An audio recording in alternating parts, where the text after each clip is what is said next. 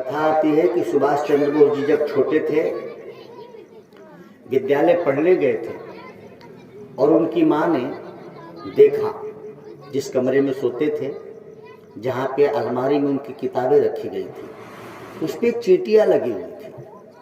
तो माँ को आश्चर्य हुआ कि किताबों की अलमारी में चींटियों का क्या काम। माँ ने देखा किताबों के पीछे 2 रोटी रखी हुई थी, उसी के कारण चींटियाँ लग रही थी। वो नन्हा बालक जब पढ़कर आया तो माँ ने पूछा, तेरी किताबों की अलमारी में रोटियां कहाँ से आई?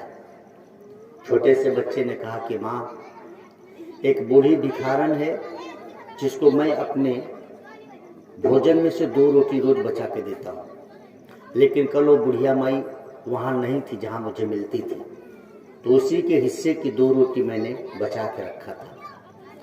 ऐसा छोटा सा बालक जो एक बुढ़िया भिखारन के लिए अपने हिस्से में से 2 रोटी देता है। उसी समय माँ को लगा कि छोटा मेरा बच्चा आगे चलकर जरूर कोई महान कार्य करेगा। और वही छोटा बच्चा जब बड़ा हुआ तो बचपन में अपने हिस्से की 2 रोटी भिखारन बुढ़िया को देने वाला बालक पूरा जीवन ही भारत माता की आज़ादी के लिए अर्पित कर दिया। उस बेटे का नाम पड़ा सुभाष चंद्र बोस। उस सुभाष चंद्र बोस जी की आज जयंती है, जिन्होंने गुलाम भारत में जापान जाकर हिटलर से मिले और आजाद हिंद फौज बनाकर लाए। कैसी विलक्षण प्रतिभा, कद के छोटे लेकिन विशालता थी बुद्धि की, हृदय अति विशाल था। गुलाम भारत में आजाद हिंद फौज बनाने वाले उस महापुरुष को वंदन करते हैं हम सब।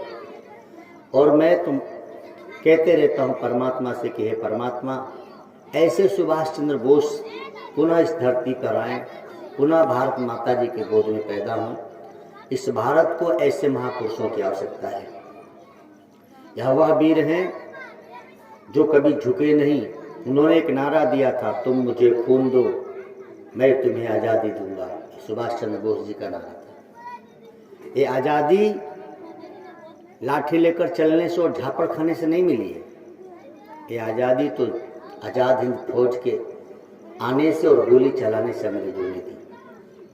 लेकिन महापुरुष चले गए, कुछ कायर लोगों ने अपनी अपनी बात बना ली कि हमने आज़ादी कराई। तो आज़ादी का मूल थे सुभाष चंद्र बोस, जिन्होंने आज़ाद हिंद फौज बनाई, हिटलर जैसे व्यक्ति से मिले और आज़ाद हिंद फौज लेकर भारत में आए। सत सत नमन।